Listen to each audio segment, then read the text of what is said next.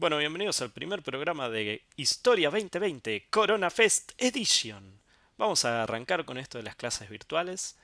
El tono de la voz entusiasmado no es algo real, sino es simplemente actuado, como me imagino que ustedes tampoco tendrán tanta emoción de ver este video. ¡Oh! ¿Alguien quiere pensar en los niños, por favor? Pero bueno, vamos a tratar de mantener la mayor normalidad posible, ¿sí? La idea no es sobrecargarlos de trabajos prácticos de entrada, porque me imagino que ya deben tener para divertirse toda la cuarentena y prácticamente el resto del año, ¿Por qué me persigue la desgracia? por lo que vi en los grupos docentes. Entonces, bueno, vamos a tratar de mantener la mayor normalidad posible, ¿sí? Es decir, vamos a seguir con estas clases teóricas como la semana pasada, ¿sí? Cuando la gente salía a la calle, se daba besos, abrazos, estornudaba en la mano sin parecer un terrorista. Qué tiempos aquellos. Pero bueno, esto es en principio, ¿no? Porque si después la cuarentena se sigue extendiendo y tenemos que ver la forma de evaluar a los sobrevivientes de los Juegos del Hambre, veremos qué hacemos. Es posible que algunos muráis, pero es un sacrificio que estoy dispuesto a asumir. Pero bueno, vamos a manejarnos con este formato, ¿sí? De clases teóricas. Em, de, de, de- lo más normales posible. Obviamente no van a durar 80 minutos, por la sencilla razón de que no quiero que se suiciden, aunque técnicamente eso bajaría notablemente la tasa de posibilidad de contagio del coronavirus. Pero también probablemente haga que sus padres me denuncien y esas cosas. Entonces, bueno, vamos a hacerlas más breves. Igualmente ustedes van a tener la posibilidad de recurrir al campus, ya sea Sendra o Moodle, según si es el San Ramón o el María, y evacuarse de esa forma las dudas y preguntas que tengan, ¿sí? O vía mail también, mientras no me sobrellenen la casilla. Pero bueno, vamos a continuar con la explicación de la Guerra Fría, ¿sí? Que habíamos empezado a ver la semana pasada. Habíamos arrancado con un Prezi, ustedes van a tener disponible el vínculo del Prezi, pero la realidad es que ese Prezi está pensado para ser acompañado por una exposición oral, con lo cual si falta la misma, el Prezi por sí solo no se entiende, salvo que ustedes sean expertos en la Guerra Fría, que puede pasar, nunca pierdo las esperanzas, puede pasar. Em, pero bueno, entonces lo que vamos a hacer a continuación es hacer aparecer como por arte de magia y sin ningún tipo de edición de video el Prezi en la pantalla. Ustedes van a tener también el material teórico que acompaña a esta primera unidad del programa, que espero sutilmente que aprovechen el tiempo para leer, ya que no hay mucho más para hacer además de ver Netflix y Flow, que ahora tiene Fox Premium gratis. Datazo. Entonces, bueno, vamos a recurrir a la magia y hacer aparecer acá el Prezi. Y dado que este primer plano de mi cara ya me está poniendo nervioso hasta a mí, vamos a hacer que el Prezi se vea mucho más grande.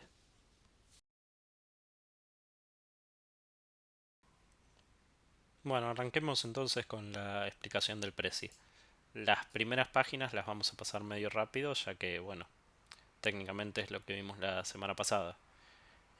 Pero bueno, hagamos una breve síntesis. Habíamos planteado que en febrero de 1945 el bando aliado está cercano al final de la guerra, ¿sí? Los nazis ya están casi independientes. Y básicamente el gran problema es qué vamos a hacer con el mundo, y por el mundo nos referimos en un 95% a Europa, una vez que Hitler y sus muchachos estén viendo la Tierra desde abajo. El gran problema, como habíamos dicho, se planteaba entre la Unión Soviética y Estados Unidos, ¿sí?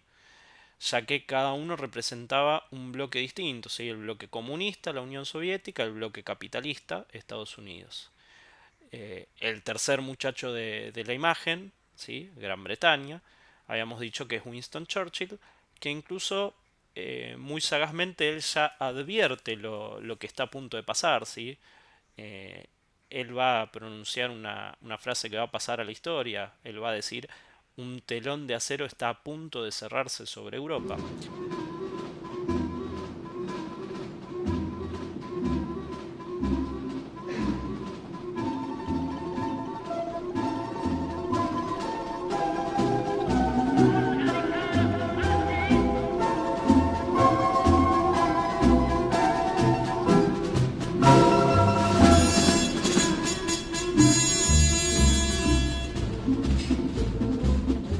From Stettin in the Baltic to Trieste in the Adriatic, an iron curtain has descended across the continent.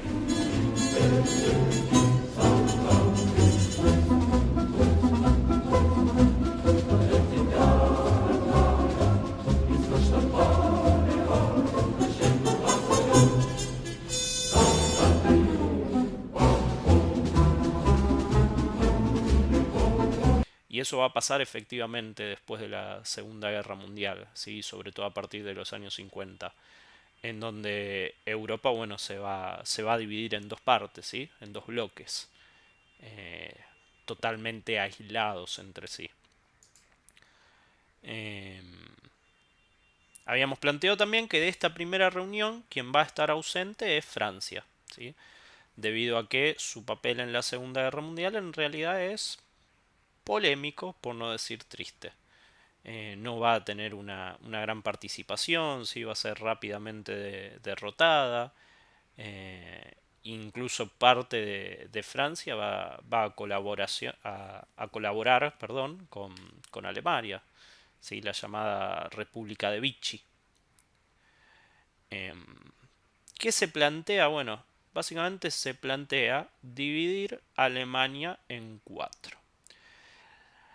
En simultáneo, tanto Estados Unidos como la Unión Soviética están jugando una especie de carrera a ver quién conquista Berlín, si quién llega primero a conquistar a esa gran capital de Alemania, ¿sí? Para quedar simbólicamente como el vencedor del nazismo de cara a la historia.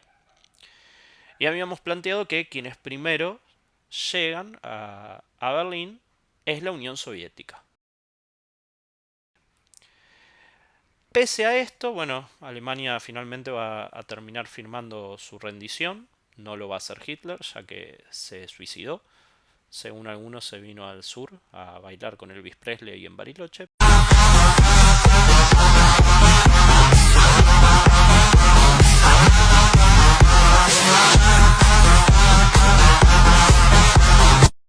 Pero probablemente se haya suicidado. Pero bueno, su sucesor va a encargarse de firmar la rendición.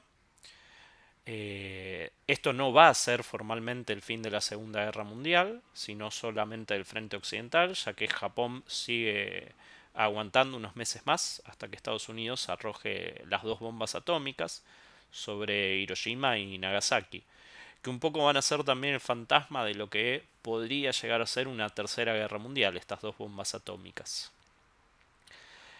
Pese a que la Unión Soviética es la primera en llegar, se van a terminar respetando los pactos preestablecidos y se va a dividir Alemania entre cuatro naciones, ¿sí? Lo mismo va a ocurrir con Austria, pero bueno, nosotros vamos a centrarnos en Alemania, que va a ser el gran foco del conflicto. Habíamos dicho que esta división en principio parece un poco desproporcionada, ya que la mitad parecería corresponder a un solo país y la otra mitad se divide entre tres, pero que en realidad estaba pensada en términos de sistemas económicos, ¿sí? Con lo cual estas tres partes en realidad se corresponden con un mismo sistema económico, que es el capitalismo. Es decir, Alemania Oeste se va a corresponder con el capitalismo y Alemania Este se va a corresponder con el comunismo. El problema en todo esto es qué sucede con Berlín. Berlín es una ciudad clave, simbólica, ¿sí? Es la capital, o era hasta entonces la capital de Alemania. Entonces lo que se va a hacer, lo que se va a decidir es dividir la ciudad en cuatro partes, ¿sí? Nuevamente manteniendo esta teoría de una mitad para el comunismo, una mitad para el capitalismo. La paradoja es que Berlín en sí geográficamente se encuentra 100% del lado comunista, con lo cual esto va a ser un gran problema durante la Guerra Fría. ¿Por qué? Porque básicamente la Unión Soviética tiene en el medio del territorio comunista una especie de satélite capitalista. Y eso en el marco de los temores de una posible tercera guerra mundial era un peligro, ¿sí? Entonces, si hay un país, perdón, que no quiere saber nada con la chance de una tercera guerra mundial, ese país es Alemania. ¿Por qué? Porque está en el medio de todo. O sea, no sabemos qué puede pasar con Francia, no sabemos qué puede pasar con Ucrania. Ahora, lo que tenemos claro es que si estalla la tercera guerra mundial, Alemania termina desapareciendo. ¿Por qué? Porque es lo primero que van a tratar de destruir capitalistas y comunistas. Ahora bien, si bien este va a ser un foco de conflicto, casi que desde el vamos, ¿sí? La realidad es que el primer gran estallido bélico va a ser la guerra de Corea, ¿sí? En realidad, digamos, con el tema de la división de Berlín va a haber un problema. La Unión Soviética incluso va a plantear aislar a la Berlín capitalista, va a prohibir todo acceso por tierra a la ciudad durante prácticamente un año, para tratar de que Estados Unidos ceda a la presión y termine reconociendo la soberanía soviética sobre todo Berlín. Piensen que es una ciudad que quedó en el 90% destruida, con lo cual todas sus provisiones provienen de afuera, ¿sí? O sea, básicamente lo que intenta la Unión Soviética es aislarla hasta que se rindan. Sin embargo, Estados Unidos va a aprovechar que en el sector capitalista todavía queda el aeropuerto de Berlín en pie, y durante prácticamente un año, como no puede, digamos, proveer de insumos a la población vía terrestre, lo va a hacer vía aérea, hasta que llega un punto en que el propio Stalin se da cuenta de que si es un peligro tener un pedacito de capitalismo en el medio de comunismo, mucho más peligroso es un año de aviones desfilando sobre el territorio soviético, que así como un día llevan papel higiénico, que hoy por hoy parece tan necesario, otro día pueden traer bombas, ¿sí? Piensen que todavía la Unión Soviética no ha desarrollado la bomba nuclear, con lo cual tiene miedo de lo que puede llegar a ser Estados Unidos. Pero bueno, dejando por un momento el conflicto de Berlín, ¿sí? Que lo vamos a retomar un par de añitos después con el tema del muro, dijimos que el primer gran conflicto bélico en realidad va a ser la guerra de Corea, ¿sí? La guerra de Corea se va a, digamos, formalizar el 25 de junio de 1950, ¿sí? ¿Qué es lo que va a ocurrir? Nosotros dijimos que en los acuerdos de Yalta y posteriormente de Potsdam se van a dividir el mundo, pero principalmente lo que se dividen en realidad es el mundo europeo, ¿sí? Asia y África no están en discusión, mucho menos América Latina. América Latina se sobreentiende que forma parte del territorio de influencia de Estados Unidos. Pero como Asia y África no son países independientes la mayoría, sino que son países en vías de descolonización, es decir, el 99% pertenecen o a Francia o a Inglaterra, no entra en la discusión de Yalta y Potsdam. Y eso va a ser un problema. ¿Por qué? Porque la mayoría de los conflictos de la Guerra Fría, los conflictos militares, van a estallar justamente en estos territorios, ¿sí? ¿Qué es lo que ocurre con Corea? Bueno, Corea siempre había sido, digamos, parte de la órbita de influencia china. En la década del 1930 había sido ocupada por Japón, ¿sí? Japón prácticamente va a ocupar todo lo que es, digamos, el 70-80% de Asia, ya desde antes del inicio de la Segunda Guerra Mundial. Va a ser una ocupación sumamente brutal, la japonesa. Y el problema es que cuando se retiran los japoneses, porque terminó la Segunda Guerra Mundial, queda el debate de qué ocurre con Corea, ¿sí? El principal país de la región, China, acaba de volverse comunista. Arriba de China, el principal país en tamaño del mundo, ¿sí? Y de Asia ni hablar, la Unión Soviética, ya es comunista. Y Estados Unidos quiere evitar que toda esta región caiga en manos del comunismo, con lo cual logra, digamos, establecer un gobierno aliado en parte de Corea.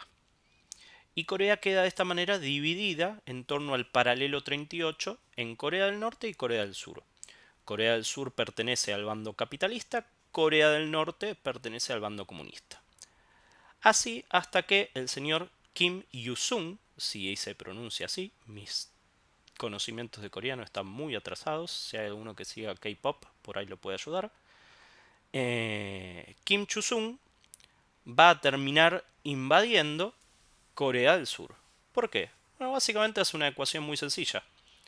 China y la Unión Soviética, que son mis principales aliados, los tengo arriba de la cabeza, ¿sí? Acá nomás. Estados Unidos, en cambio, el principal aliado de Corea del Norte, de Corea del Sur, se encuentra mucho más lejos, entonces no va a venir en su ayuda. Sin embargo, hay algo que no tuvieron en cuenta. Is the USA Army. ¿Qué es lo que va a ocurrir? Bueno, básicamente la Unión Soviética va a intervenir en el conflicto, sobre todo aportando armas, armamento, ¿sí? Que es uno de los armamentos más avanzados del mundo, el soviético, en esa época. China, que acaba de hacer su revolución comunista, va a intervenir también, pero aportando lo que más pueden aportar los chinos, que no es el coronavirus, sino gente. Básicamente va a aportar su ejército, ¿sí? Que es numerosísimo. Y a todo esto Corea del Sur está más o menos en una situación de estoyenelhorno.com. Entonces va a pedir ayuda a Estados Unidos y Estados Unidos va a intervenir, pero con una particularidad. En 1945, ¿sí? Entre las instituciones que van a aparecer la Organización de las Naciones Unidas. La Organización de las Naciones Unidas, entre otras cosas, va a establecer lo que se denomina el Consejo de Seguridad, ¿sí? Una especie de policía mundial, compuesta por 5 países en forma permanente, ¿sí? Es decir, 5 países más importantes que el resto. Estos países tienen que ver básicamente con los vencedores de la Segunda Guerra Mundial. Estados Unidos, Francia, Gran Bretaña, Unión Soviética y China. ¿Qué hace China acá? Bueno, China básicamente se bancó una pelea bastante fiera con Japón en la Segunda Guerra Mundial, pero aparte dijimos es comunista. Entonces la Unión Soviética quiere tener en China un aliado de cara a un bloque que mayoritariamente era capitalista.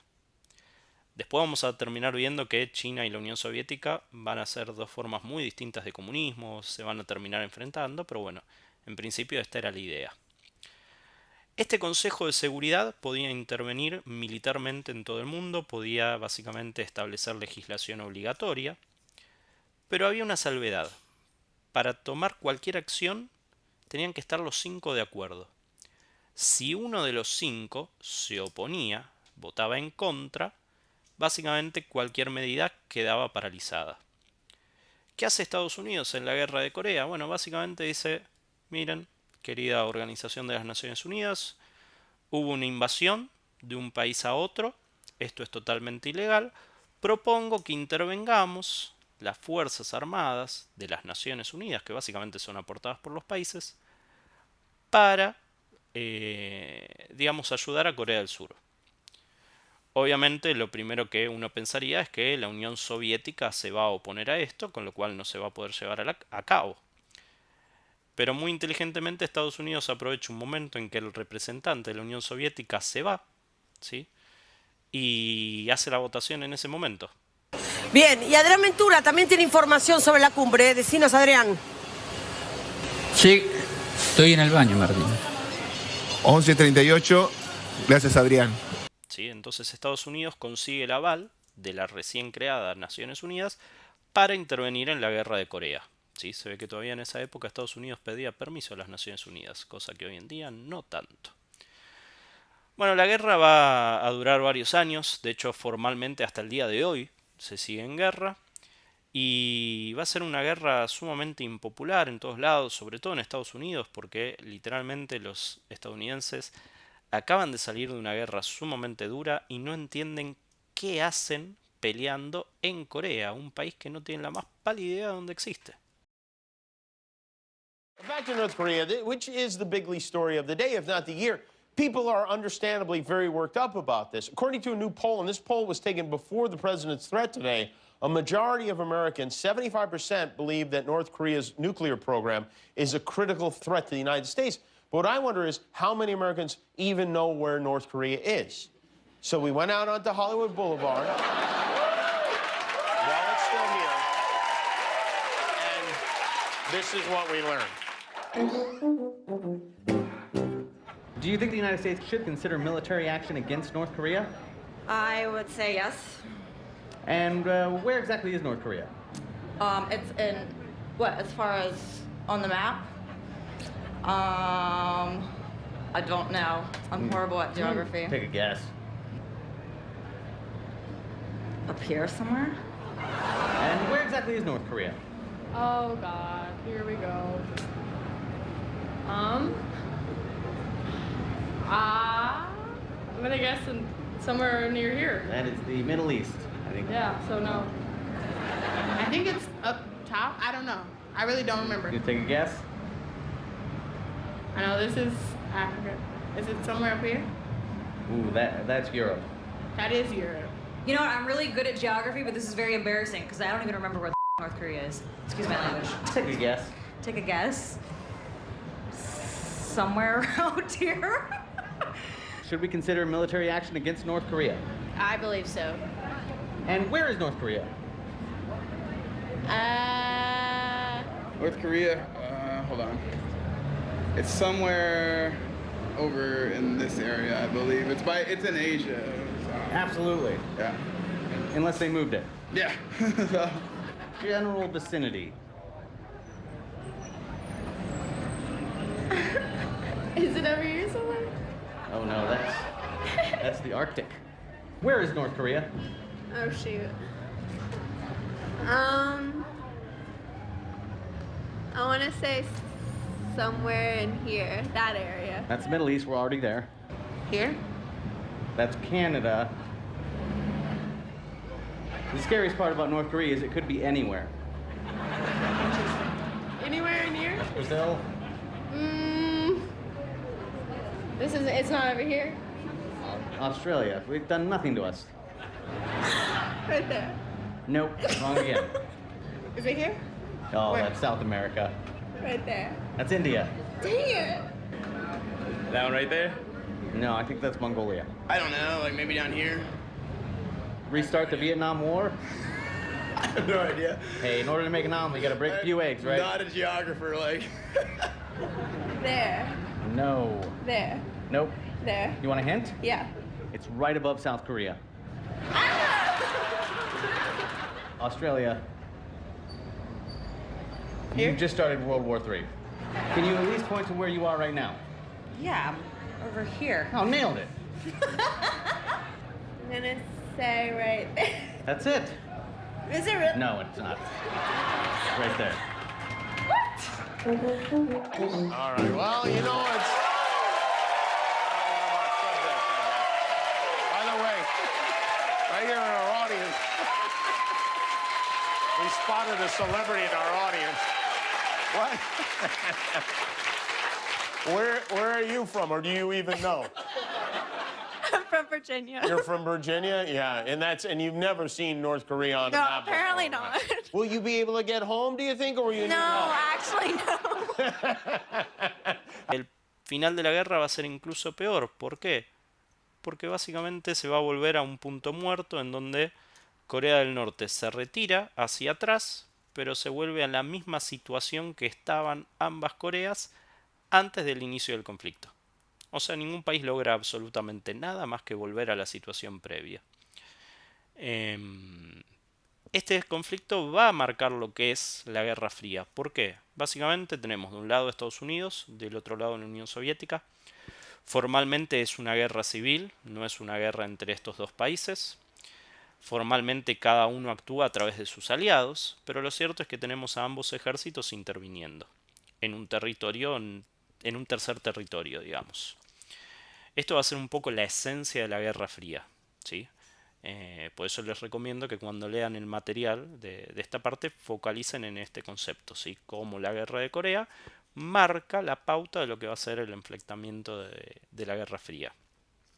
Ya para esta época incluso la Unión Soviética está empezando a desarrollar armamento nuclear porque tiene el miedo de que Estados Unidos, cuando guste, pueda hacer desaparecer del mapa a la Unión Soviética.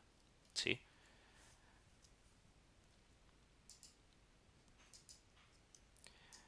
Dato de color. Formalmente la guerra de Corea hasta el día de hoy no terminó. ¿Por qué digo esto? Porque lo que se va a firmar es un armisticio, ¿sí? Es decir, básicamente una especie de tregua o un alto al fuego. Pero formalmente nunca se va a firmar la paz. Hasta el día de hoy, Corea del Norte y Corea del Sur siguen legalmente en guerra. De hecho, la frontera, el paralelo 38, es la frontera más militarizada del mundo, ¿sí? Hasta la actualidad. El régimen coreano del norte es un régimen muy particular, ¿sí? Es tal vez el comunismo más cerrado de la historia, ¿sí? Es muy difícil conocer información sobre el mismo, ya que prácticamente no entra nadie de afuera. Pero bueno, les recomiendo, ya que están, me imagino, deseosos de ver documentales sobre coreanos del norte. Hay un documental en Netflix de Propaganda Games que está bastante interesante. Ustedes dirán, ¿por qué voy a ver un documental sobre Corea del Norte? Bueno, básicamente el secretario, digamos, de Corea del Norte, lo que vendría a ser nuestro presidente, es un chabón bastante particular, ¿sí? Que incluso mandó básicamente a ejecutar a su tío con un lanzallamas porque no se llevaba muy bien. Así que bueno, es una gran anécdota para ver en la cuarentena. De hecho, dicen que no hay casos de coronavirus en Corea del Norte. ¿Por qué? Porque hubo uno y lo fusilaron. No es chiste. Bueno, para ir cerrando, ¿sí?, esta primera parte, la Guerra Fría va a tener un primer quiebre, ¿sí?, una especie de relajamiento, cuando en 1953 en la Unión Soviética ocurra un hecho clave, que es básicamente la muerte de Stalin, ¿sí? Un gobernante que venía siendo el líder absoluto del partido desde la década del 20. Un chabón bastante particular, con varios millones de muertos a sus espaldas, o sea, básicamente no quedó como el principal asesino del siglo XX porque Hitler le sacó el protagonismo, pero nunca está de más intentarlo. El sucesor, ¿sí?, de Stalin va a ser un señor de nombre Nikita Khrushchev, que va a tratar de iniciar una cierta apertura de la Unión Soviética, sobre todo va a transparentar los crímenes que se habían cometido durante el estalinismo, ¿sí? A su vez, en el caso de Estados Unidos, el nuevo presidente, en este caso por una transición democrática normal, va a ser Dwight Eisenhower, ¿sí?, un comandante estadounidense de la Segunda Guerra Mundial. Entonces, para terminar la clase de hoy, ¿sí?, y que sigan vivos la mayor cantidad de ustedes, vamos a cerrar, como les había dicho, terminando con la explicación de lo que fue el muro de Berlín. Dijimos, Alemania dividida en dos, Berlín dividida en dos,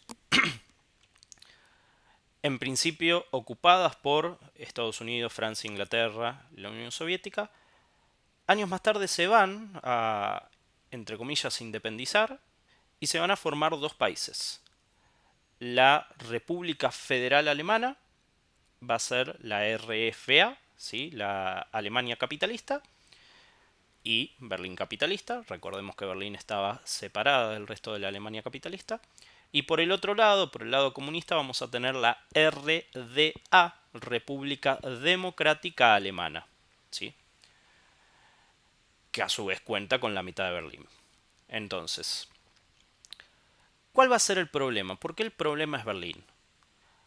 A medida que empieza a correr el tiempo, la amenaza de una guerra nuclear es cada vez más importante, ¿sí? Nosotros, creo haberlo dicho en alguna de las clases, cuando a Einstein le preguntan, ¿sí?, cómo se imagina una tercera guerra mundial, él dice una frase muy, muy simbólica. Él dice, mira, yo sé cómo fue la primera, yo sé cómo fue la segunda, no tengo idea cómo va a ser la tercera, pero sí sé cómo va a ser la cuarta.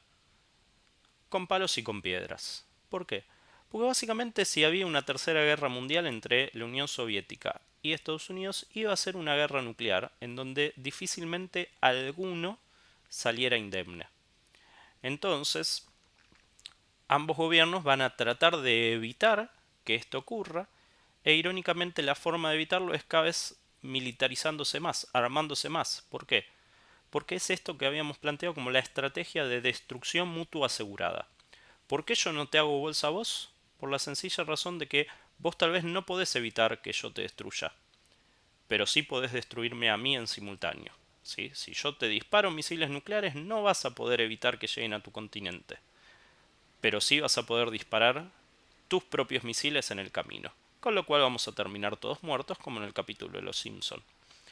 Entonces, Alemania era el foco más caliente, más conflictivo de esta región. ¿Por qué? Porque ahí el comunismo y el capitalismo se veían la cara a diario, y Berlín ni hablar, ¿sí? Y a Berlín se le suma un problema extra, que la división es básicamente una ciudad partida en dos, en donde por ahí una misma familia vive una parte en el sector capitalista, una parte en el sector comunista, etc.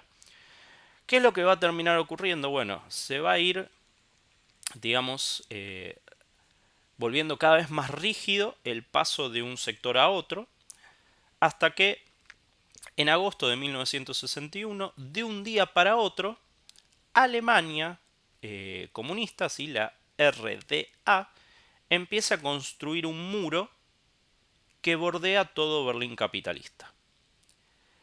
Ese muro, dijimos, bordea Berlín capitalista. ¿Por qué? Porque la idea no es que los de Berlín comunista no puedan salir, porque si salen, salen a más comunismo. La idea es que no puedan entrar a la Berlín capitalista.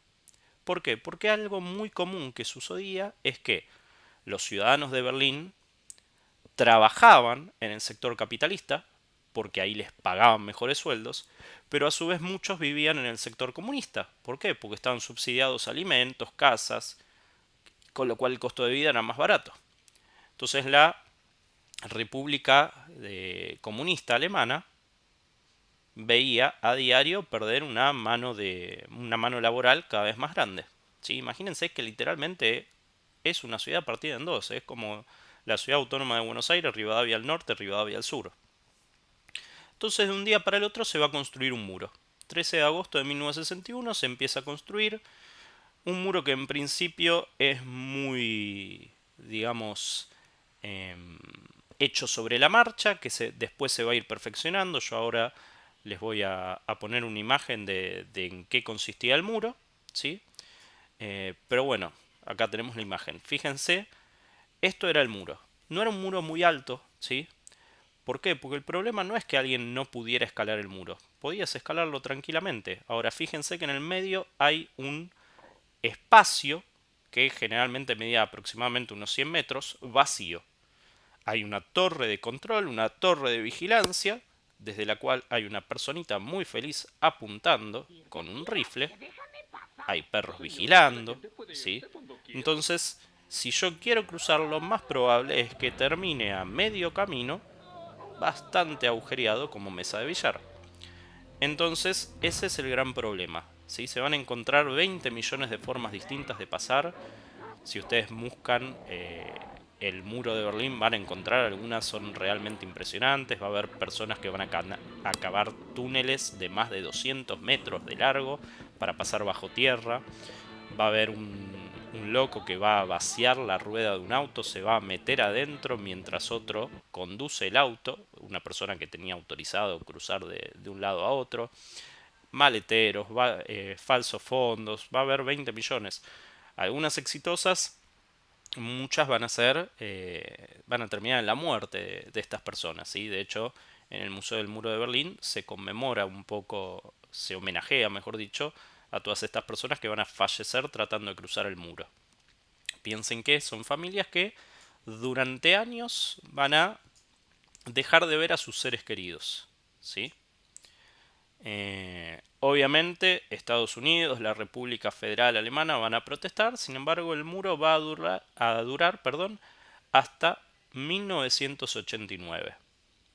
En simultáneo se van a construir por toda Berlín, bajo tierra, búnkeres subterráneos, ¿sí? Antinucleares. ¿Por qué? Porque lo que dijimos antes. Se sabía que si estallaba la Tercera Guerra Mundial, lo primero que iban a hacer tanto Estados Unidos como la Unión Soviética era bombardear Berlín. Va a haber más búnkeres del lado capitalista. ¿Por qué? Bueno, porque si bombardeamos Berlín comunista, los ciudadanos de Berlín comunista se pueden ir a otros países comunistas. Ahora, Berlín capitalista, si queda cerrada, queda totalmente encerrada. Entonces, bueno, básicamente esta división alemana va a durar hasta 1989 y ese año va a caer por cuestiones que veremos más adelante en la próxima clase virtual, así no los canso demasiado. Y recién ahí se va a reunificar Alemania, ¿sí? Igual hasta el día de hoy se siguen notando bastante las diferencias entre lo que era la Berlín capitalista y la Berlín comunista, ¿sí? A nivel edilicio, pero también a nivel de, digamos, concepción, cultura, ¿sí? Sobre todo en las personas mayores de 50 años se nota claramente la diferencia, ¿sí? Entonces, bueno, esto sería la clase de hoy. Cualquier duda, cualquier pregunta, me mandan por mail, como dije antes, o por campus, por Sendra, llegado el caso. La idea es tratar de aprovechar el espacio y hacerlo un poco más divertido. Entonces vamos a hacer algo que no podemos hacer durante el resto del año porque nos falta tiempo y ahora nos sobra. La idea es ir armando también una especie de cine debate con contenidos obviamente vinculados. Entonces la propuesta para esta primera unidad temática que vimos hoy es una película que se llama Bye Bye Lenin, que ahora les voy a poner el hipervínculo, ¿sí? Es una película, probablemente al actor protagonista lo conozcan, hace del malo en una de las películas de Capitán América. Básicamente es una película que retrata los momentos finales del comunismo en Alemania, pero se van a dar cuenta, y la reunificación alemana, pero se van a dar cuenta que por circunstancias de la película, el protagonista, Daniel Brühl, el actor, el de Capitán América, tiene que terminar actuando para su madre que la Unión Soviética, que la Alemania comunista sigue en pie, ¿sí? Con lo cual van a ver el contraste entre lo que es la Alemania capitalista y comunista, con lo cual si bien es una película ficcional está bastante buena para entender lo que significó la división de Alemania.